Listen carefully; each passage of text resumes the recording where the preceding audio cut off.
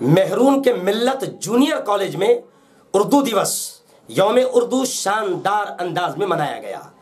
उर्दू शायरी की शान, सारे जहां से अच्छा तराना लिखने वाले कवि, महान शायर डॉक्टर अल्लामा इकबाल रहमतुल्लाहि अलैह के जन्मदिन पर उर्दू दिवस मनाते हुए एक शानदार कार्यक्रम के जरिए मिल्लत high school junior college maroon Jalgaon में इकबाल रहमतुल्लाहि अलैह की जिंदगी की मुख्तलिफ झलकियां, उनका संदेश, पैगाम प्रोजेक्टर पर उनकी मुख्तलिफ तस्वीरों के जरिए बताया गया। कार्यक्रम की शुरुआत पवित्र कुरान पठन से 11वीं की तालिबा आफरीन बानो ने की और प्रोग्राम की गर्ज़-ओ-गायत मकसद शेख ज़ैयान अहमद ने बयान किया। डॉक्टर अल्लामा इकबाल का तराना खुदी और सारे जहां से अच्छा हिंदोस्ता हमारा पर बड़ी प्यारी तफसीली बातें की गई और 12वीं जमात की तालिबा रक्षंदा रईस खान ने इकबाल रहमतुल्लाहि अलैह की जिंदगी और राहिला कौसर खाटिक ने डॉक्टर इकबाल के नज़म शाहीन इस विषय पर तफसीली और बड़े प्यारे और निराले अंदाज में तकरीर की।